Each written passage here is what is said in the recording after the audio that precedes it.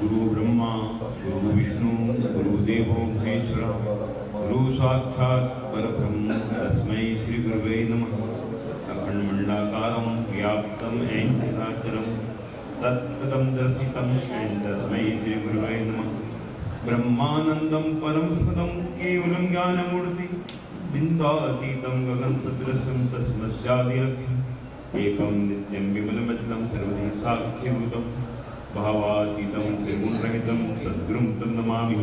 अज्ञानं निरादनं ज्ञानदंशलाकः चक्षुरुन्मीलितं तस्मै श्रीगुरुवे नमः। ध्यानमूलं गुरोर्मूर्ति पूजामूलं गुरोपदं मंत्रमूलं गुरोवाक्यं मोक्षमूलं गुरुकृपा। प्रातः स्मरणीय पूजनीय महर्षि अरविंद जी के चरणों में प्रणाम और माँ शक्ति के चरणों में प्रणाम और परम विद्वजन मंच पे बैठे विराजमान सम्माननीय और मैं इसको बेटी के रूप में स्वीकार करता हूँ छोटे से, आज वो पद से ज़्यादा बड़ी है। आदरणीय पूजा जो डॉक्टर की उपाधि लिए मैं बड़ा गौरवान्वित हूँ। देख रहा हूँ कि मंच पे विराजमान है और सभागृह में बैठे सम्माननीय विद्वजन और मातृशक्ति। मुझे जोशी जी ने कहा कि आपको मंचासीन होना है, तो मैं कभी कल्पना नहीं करता हूँ कि मंच पे बैठूं, ना मुझे बोलना आता है ना मुझे कोई ऐसा ज्ञान है। फिर भी जो ऋषि मुनि मेरे परम पूज्य गुरुदेव प्रातः स्मरणीय स्वामी सुखविद्यानंद जी गिरी, जिनका 25 जून को देहावसान हो गया,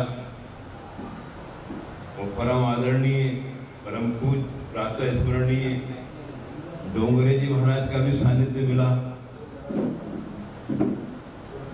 उन्होंने उनके सानिध्य में रह के जो कुछ भी थोड़ा बहुत अनुसरण किया, तो वो कहते थे ज्ञान की 3 परिभाषाएं होती हैं, 3 प्रकार से ज्ञान प्राप्त किया जा सकता है संसार में। एक तत्व ज्ञान, एक अनुसरण, एक अनुभव। तत्व ज्ञान स्वयं को जानने से मिलता है, अनुसरण दूसरों को देखने से मिलता है, अनुभव करने से मिलता है।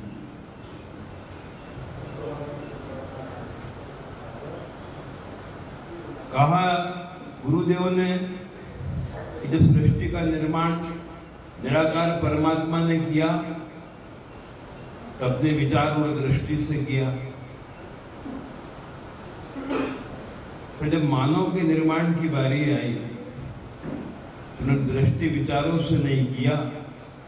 एकम भविष्य, मैं अनेक हूं, मैं एक हूं, मैं अनेक में बदल जाऊं। निराकार तत्व का जो साकार स्वरूप अगर है, चेतन स्वरूप है, तो वो मानव ही है।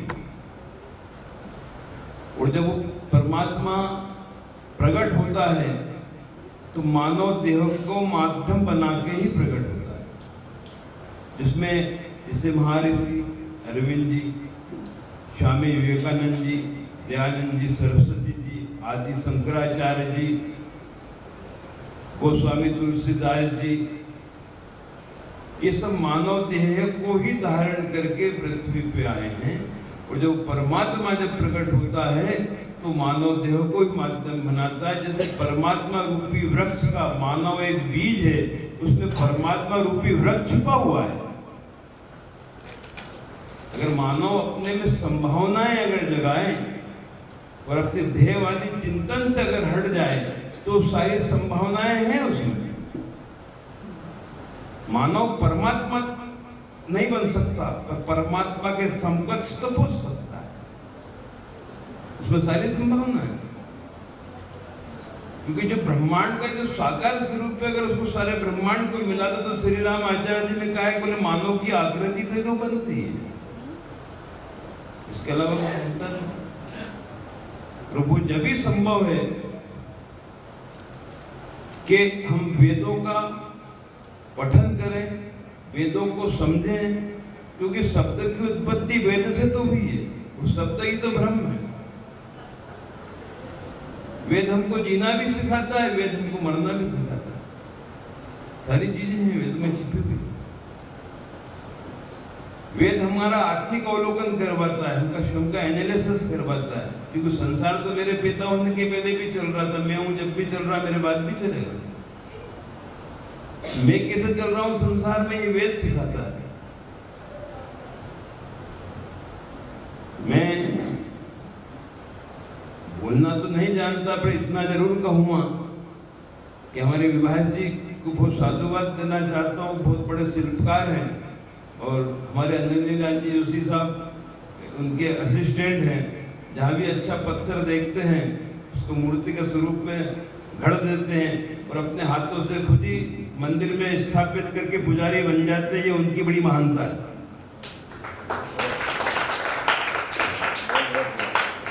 क्योंकि कहा है किसी ने कि पारस के साथ अगर लोहा रहे और सोना नहीं बन पाए तो पारस पत्थर का कसूर नहीं है, लोहे का दुर्भाग्य है।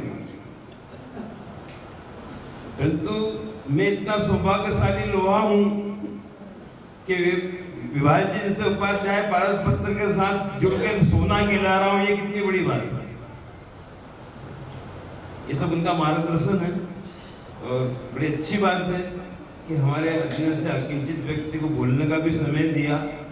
और मैं ज्यादा बोलता तो नहीं, पर हाँ 4 लाइन जरूर मैं गुरु गोलवलकर जी की सुनाऊंगा जो मुझे हमेशा निरंतर प्रेरित करती रहती है। गिरकर उठना उठकर चलना यह क्रम है संसार का, और कर्मवीर को फर्क न पड़ता कभी जीत या हार का, कभी जीत या।